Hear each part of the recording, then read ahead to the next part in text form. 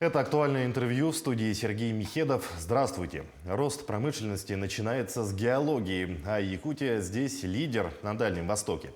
О стратегии развития геолого-разведочных работ в этом году в республике, на что сегодня региону следует делать акцент, нам расскажет гость в студии Максим Терещенко, министр промышленности и геологии в республике Саха-Якутия.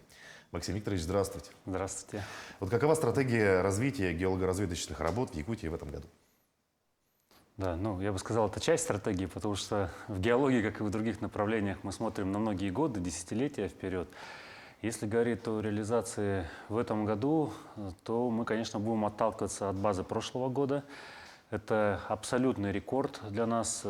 Компании, федеральный центр вложили уникальную сумму, более 50 миллиардов рублей в наше, по сути, будущее. То есть, геологоразведка обеспечивает и формирует фундамент экономики, фундамент промышленности нашей страны. Как будем двигаться? Здесь, конечно, по разным направлениям. Ключевые для нас углеводороды – это нефть и газ, и, соответственно, по твердым полезным ископаемым – золото, серебро, алмазы, олово, да, то же самое. Поэтому что здесь хотелось бы сказать? Очень важно, что федеральный центр большое внимание уделяет республике, понимая ее потенциал. Сегодня страна наша импортирует многие виды дефицитных, редкоземельных, крайне востребованных, так сказать, металлы новой экономики. Начиная, приведу пример, например, ниобий, марганец, хром, титан, литий. Мы знаем прекрасно, что президент задачу поставил, надо развивать самолетостроение, увеличивать производство автопрома. Возьмем просто даже технику для наших горных производств, металл, который соответствующего качества для трубопроводов надо производить. И здесь потребность нашей страны, она только будет расти, я уверен, и надеюсь, и будем делать все, чтобы эта потребность росла с каждым годом.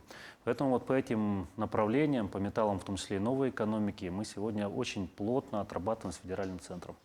Как раз-таки Якутия получила финансовую поддержку от Министерства природы России, 4,2 миллиарда рублей. На что в первую очередь пойдут средства, и что это в перспективе даст региону? Да, мы уже сказали с вами по реализации этих важных вопросов, уходу от импорта зависимости, увеличения собственного производства. И важно отметить, что принята замечательная, правильная программа «Геология. Возрождение легенды». И здесь 4,2 миллиарда, они будут направлены на поиски углеводородов. И по ним, еще скажу, еще к этим 4,2 миллиардам 400 миллионов пойдут на твердополезные ископаемые. Что здесь? Здесь, соответственно, 7 объектов, как определяют в геологии, 5 из них это по углеводородам, это у нас Жиганский район, соответственно. И 2 объекта это депутатский кластер, как сегодня мы говорим, наш Кючувский кластер, где благодаря развитию атомной энергетики мы можем формировать новый такой промышленный, хороший кластер горнодобывающий. И, соответственно, Деленгирская площадь – это в Момском районе. Но помимо этого, то есть у нас будут вестись работы более чем по десятку, по 14 даже, если быть точным, объектам в 2023 году. Половина из них – это, соответственно, по углеводородам, 6 по твердым полезным ископаемым, и еще один, если будет интересно, и по водам, в частности, то есть обязательно тоже с удовольствием рассказал. Вы перечислили в основном северные арктические районы, значит, они получат определенное развитие. А какие месторождения в приоритете у Якутии, где сейчас ведется поиск? Северные наши районы, и Арктика, они не могут быть, я уж продолжу, ваш тезис, не могут быть не в приоритете. Просто мы видим сегодня эффект. Мы последние 2 года, например, отрабатывали, Айсен Сергеевич с федеральными властями, руководителями, Данчикова Галина Иннокентьевна помогала. Мы встречались неоднократно с Министерством финансов Российской Федерации, Минприроды, Роснедра по мерам поддержки оловодобычи. То есть необходимо было продлить эту льготу. И здесь вопрос стоит не только в том, сколько налогов будет поступать, на что вот, при встречах мы обращали внимание. Вот сейчас у нас работает первый резидент арктической зоны Янолова, соответственно. А ведь как меняется жизнь в том поселке, где у них организована база. Люди просто почувствовали, что есть будущее у них, что есть работа и для мужчин, женщин сегодня, есть работа для их детей, будущее, можно учить детей, дети будут возвращаться, соответственно. Ведется просто элементарно даже уборка металлолома, поэтому работаем в этом направлении, вот Кичузский кластер, соответственно. Мы работаем по алданским месторождениям, несмотря на то, что там десятилетия, можно даже сказать столетия, ведется добыча золота, там еще есть много пространства для новых открытий. Да, то есть месторождение, конечно же, вот Нежданинское у нас вышло на полную мощность, и рядом можно работы проводить. Можно сказать о месторождении Сардана, и, в принципе, перечислять по углеводородам сейчас в Арктике также серьезнейшая работа, тоже по направлению кластера идем. То есть прогноз месторождения, Верхний Минкиче, тут можно перечислять и перечислять. Очень богата наша Якутия. Вот, учитывая мировую турбулентность экономики и геополитическую ситуацию, прорабатывается ли возможность разведки и добычи импорта зависимых ресурсов на территории региона или Дальнего Востока в целом? Да, конечно. И я скажу, что это очень важно, что наш глава республики Арсен Сергеевич Николаев, он очень глубоко погружен вот в эти вот крайне специфические вопросы. Он владеет информацией по конкретным месторождениям, вплоть до содержания, по востребованности их нашей промышленности, причем на перспективу, и отстаивает, соответственно, нашу республику, чтобы федеральные средства направлялись, эти месторождения вовлекались, потому что мы действительно у нас в республике можем закрывать вот эти вопросы, связанные с, говорят у нас импортозамещение, мне понравился ваш термин, да, импортонезависимость, соответственно. И здесь, первое, да, что все знают, идет активнейшая работа, месторождение Тамтор, например, редких металлов.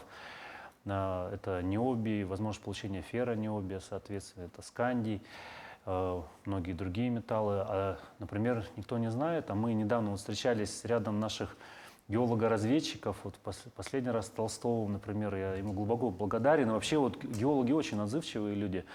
Много лет они посвятили своей жизни этому месторождению. Мы тесно пообщались, перспективы, например, очень серьезнейший потенциал здесь по марганцу. Крайне востребована металлургия нашей, ведется импорт его. У нас Тамтор может дать ответ, да, и решение многих этих вопросов. Это вопрос лития, конечно же, потому что переход на электротехнику, аккумуляторы требуют этого металла. И здесь рассолы наших алмазных месторождений, наших нефтегазовых месторождений в том числе. Это месторождение апатитов в Алданском районе.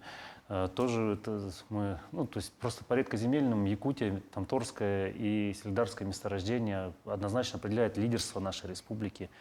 Поэтому работа ведется очень серьезная. Мы, конечно, не все обозначаем, но я думаю, эффект не заставит себя ждать.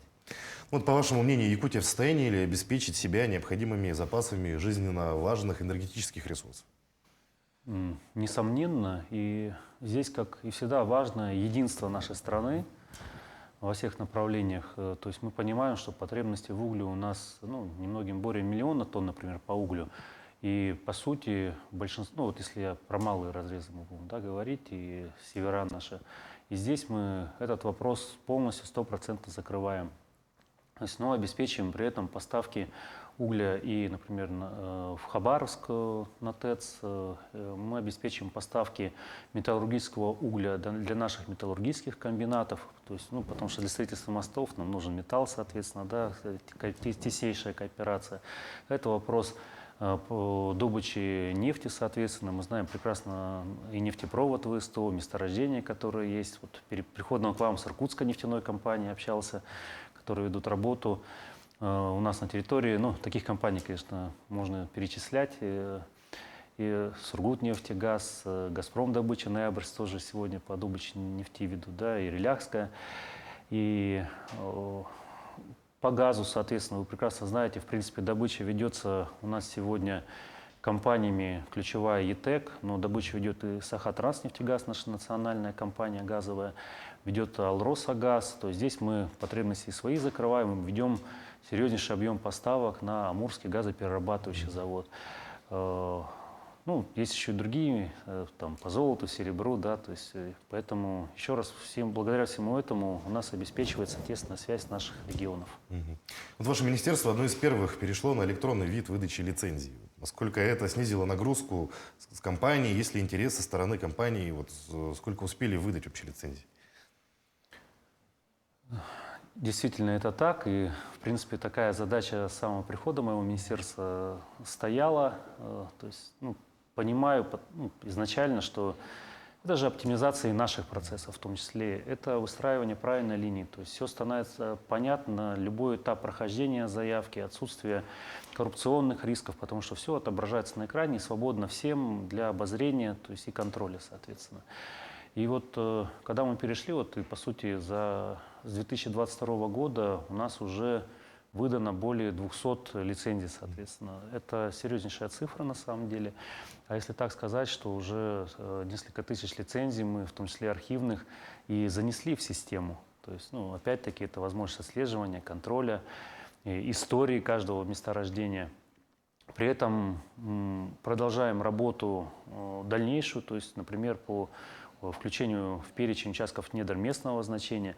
Что это, ну, вот какой эффект для компании, да, в первую очередь, потому что это влияние потом идет и на экономику нашу, соответственно. Не надо тратить свое время элементарно даже на дорогу в министерство и возвращение. То есть, а многие же работают у нас в районах и в Арктике в том числе. Экономия времени на поездки – это, опять-таки, повышение производительности труда на производстве непосредственно. Компания только приветствует. У нас уже вот по прошлому году, например, если взять по общераспространенным полезным ископаемым, 100% уже отчеты внесены через эту электронную систему. То есть даже просто на дорогу возьмите 100 тысяч минимум билет туда-обратно, умножаем на 100. Это вот минимальный эффект для производства. Ну и эти средства вкладываются в нашу экономику. Вот у нас остается буквально 1 минута. Какие дальнейшие планы по цифровизации отрасли? Максим Викторович, расскажите. Ну, здесь будем двигаться в этом же направлении, то есть учитывая именно спрос и посыл бизнеса, будем двигаться не только и в цифре, в поиске подземных вод для нашего населения. Будем тесно работать с федеральным центром, учитывая персональные поручения главы Сан Сергеевича Николаева на этот год по Кичувскому кластеру, по Алданскому промышленному кластеру, по общераспространенным полезным ископаемым для наших дорог, аэропортов. Задач много. Спасибо вам, что уделяете времени такому важному вопросу. Спасибо, Максим Викторович. Ежегодно ставим рекорды по добыче различных полезных ископаемых, драгоценных металлов. Мы желаем достижения новых рекордов в этом году. Все получится. Спасибо нашим компаниям, нашим людям на производстве. Спасибо. А я напомню, вы смотрели актуальное интервью. Оставайтесь на нашем канале.